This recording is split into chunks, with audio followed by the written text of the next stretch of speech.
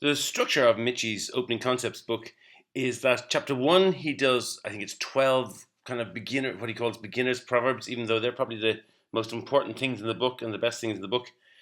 Chapter two is a review of all those proverbs and a series of kind of scenarios and test questions of those points.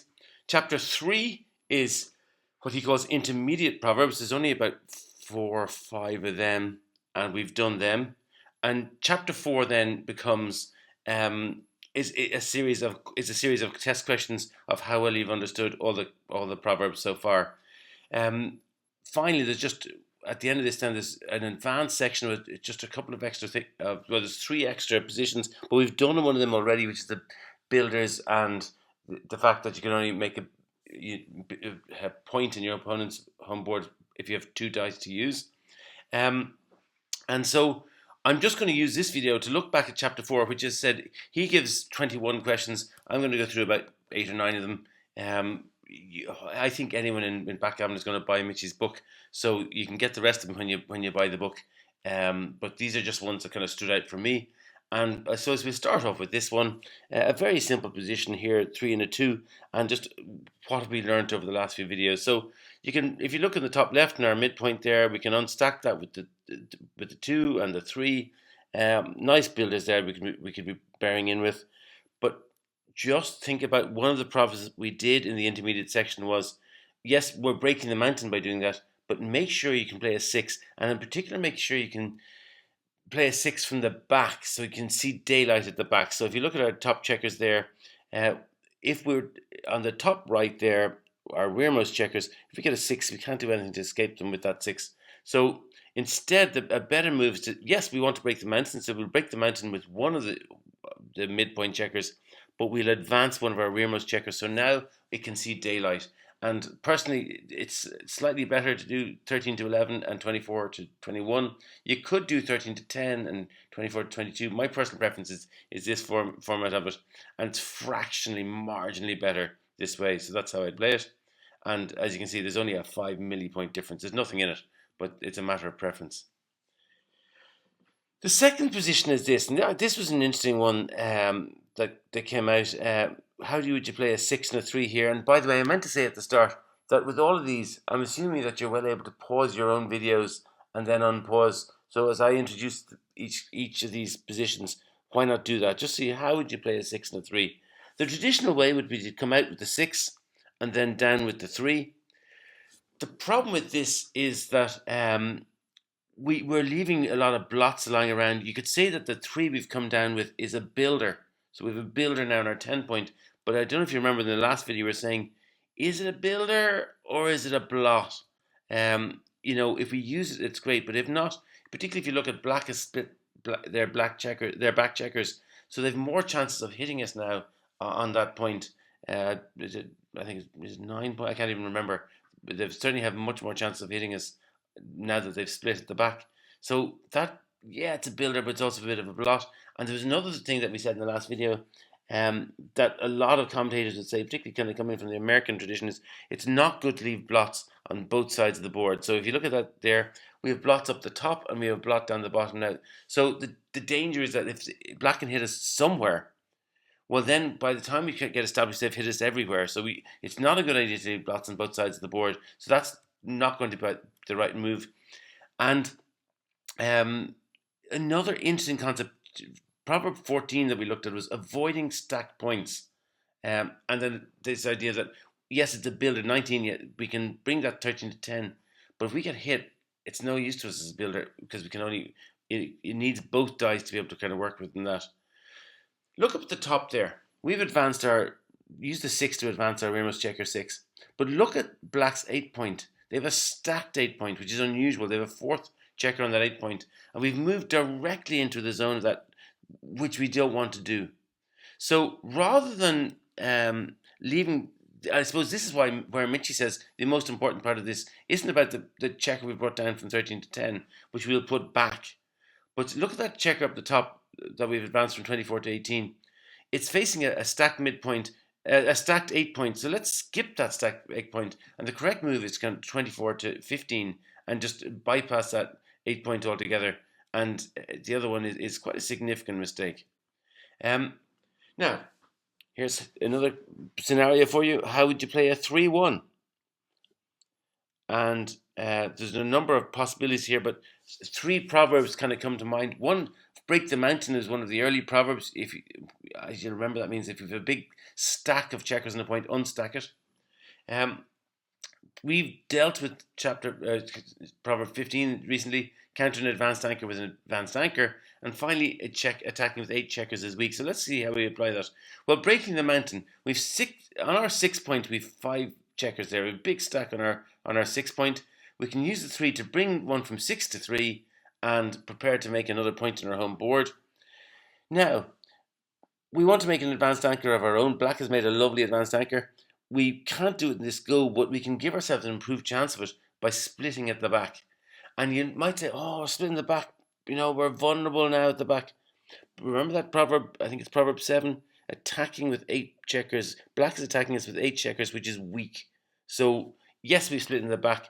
It will help us make an advanced anchor in the future. And the big thing is, black might hit us, but they're in a kind of pretty weak position to do so. And for that reason, that's the correct move. And anything else is quite a significant blunder.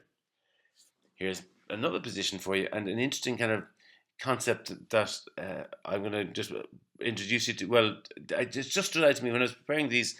I was trying to decide which positions to put in. I wasn't going to do this initially, but it's quite interesting because you come in with the 5 is likely, and you can hit with the 4.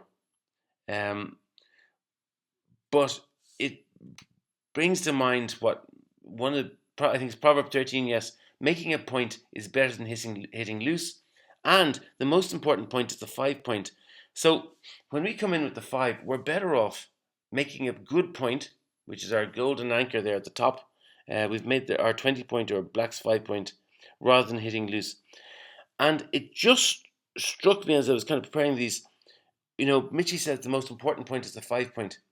The most important point for our opponent is their 5 point. So if we can make it, we kind of mess them up. And for that reason, that's the right thing to do. Is rather than hitting loose, is to make that good point. And anything else, again, a blunder. Here's something very similar. Now, in this position, we've a load of checkers back. We're way behind in the race. So you might say, well, look, when we'll come in with the 5 point again. But, maybe we should hit loose here. And is that, a different situation? If we get hit back, well, we give us more chance of making a back game or a better advanced anchor in our opponent's own board. But it comes back to it. There's a little bit of a toss-up here. That idea of fighting for the good point, by hitting in the 4, we're fighting for our 4 point. But it still comes back to Michy's point about making a point is better than hitting loose. And the correct move is to come in with the 5 and make the opponent's 5 point, make their best point. And I wasn't going to include this position either because it's a little bit repetitive after what we've just done. But Michy just kind of says something that I think is an interesting thing just to kind of bear in mind. He just says, if you control both, the person who owns both the 5 points controls the game. So that's why that's the right position. We have our 5 point, and now we make the opponent's 5 point. We control the game. Here's another position which I was interested. I thought this was pretty straightforward, but Gary Koscielny did this with South Florida Backgammon Club, and it was surprising to hear how many people didn't get this move. We've rolled double 4s, which is a great roll for us. And if you look up the top there, we can bring a checker forward with the 4 and again with the 4. And we've hit black's checker on the bar. What do you do next? And I was surprised how many people plumped for safety and went, well, look, there were 2 of the 4s. Let's bring 2 more of the 4s there. We've safened up that point up in black's outer board, and we're heading for safety. But there's a better move. Think about it. Michy's big phrase, tiger play. I didn't capitalize the letters T and P in tiger play. Michy always calls it the double hit is capital tiger and capital P play. So looking at this position again, yes, we hit, of course, like that. But look down the bottom, we can hit again. We can hit with 6 to 2 and cover that point. Now we're in a much stronger position. Black's going to use their entire roll to get off the board. They might be unlucky in dance with even one of their numbers might not get off the board. So it just gives us all the momentum. And playing safe up the top there is just too passive. And you can see there that the double hitting play is the correct move, and the safer, more passive play of 24 to 16 twice is only the fourth choice option, and quite a significant blunder. Here's something that I suppose I find very instructive, because I think I probably would have got this wrong. We've rolled double fours again in a different situation. Obviously, we're going to hit with 8 to 4, and we're going to cover that to make our 4-point. And I have to admit, I probably would have got a little bit excited this day and said, woohoo, we're going to blitz the crap out of our opponent here and play 6 to 2 with 2 points and give them an extra chance of vastly improve their chances of not coming in or not making their point. But remember that proverb, attacking with 8 checkers is weak, and the most important point is the 5-point for both us and our opponent. So yes, we're going to hit. There's no doubt about that. But we only have 8 checkers, so trying to blitz our opponent with 8 checkers is it's very unlikely to be successful. So instead, up the top on the right hand side there, we'll use the other 2 fours to make our opponent's 5-point the best point that they can make, and now are the best anchor for us. And we're just strong. This way, we're strong on both sides of the board, and clearly that's the right thing to do. And here's another situation where, again, a bit repetitive, but just for me, I find this so instructive, I just left it in. We could, in this position, I'm not going to show you how this plays out, but you could hit from 6 to 2, hit black's checker on their 2-point from our 6 with 2 of the checkers, and then bail on in with 2 more from our 8-point, exactly like we said there. But that's a mistake. Instead, we're better off just playing safe. There's no need to hit. It gains us very little, and it buries, playing 2 checkers from the 6 to the 2-point buries them too deep. Instead, play 2 from the back and 2 down, and we're just, in the long term, we have a much stronger position.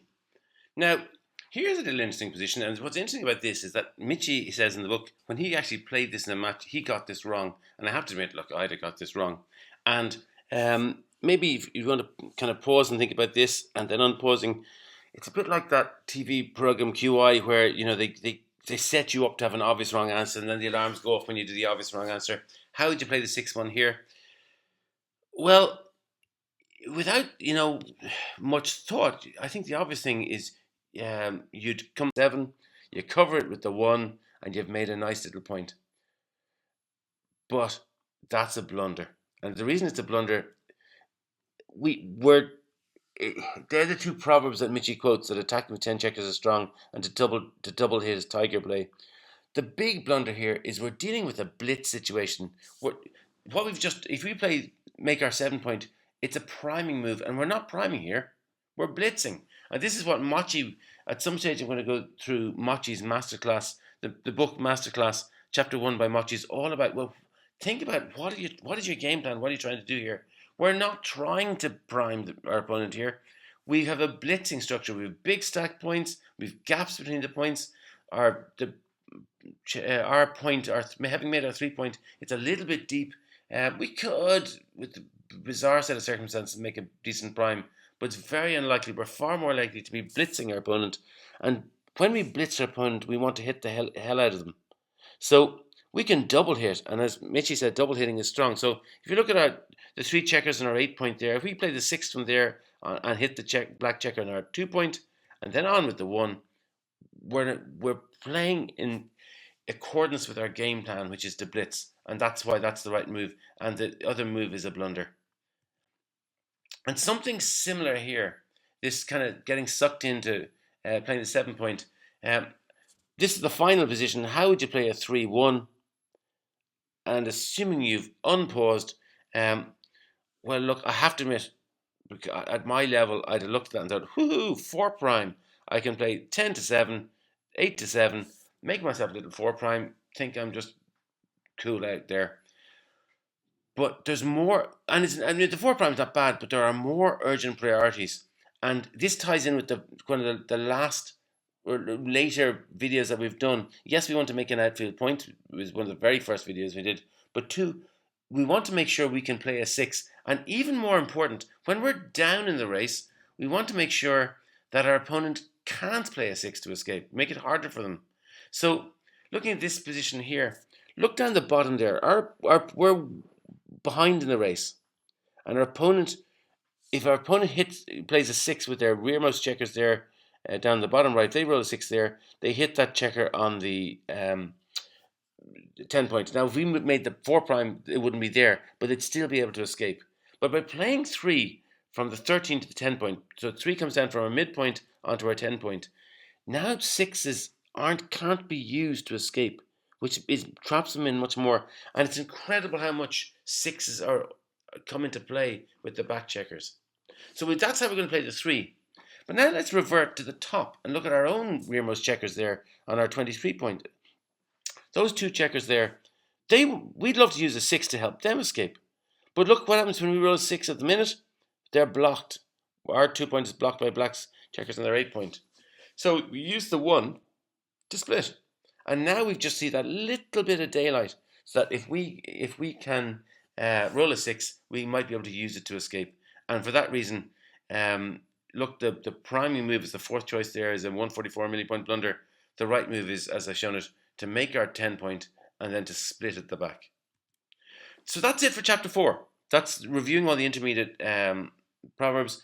I think we have 2 more. We've done one of the advanced proverbs already. 2 more to go, and then we're really finished the book. So we're nearly there to the end of opening concepts, and those videos will be coming out shortly.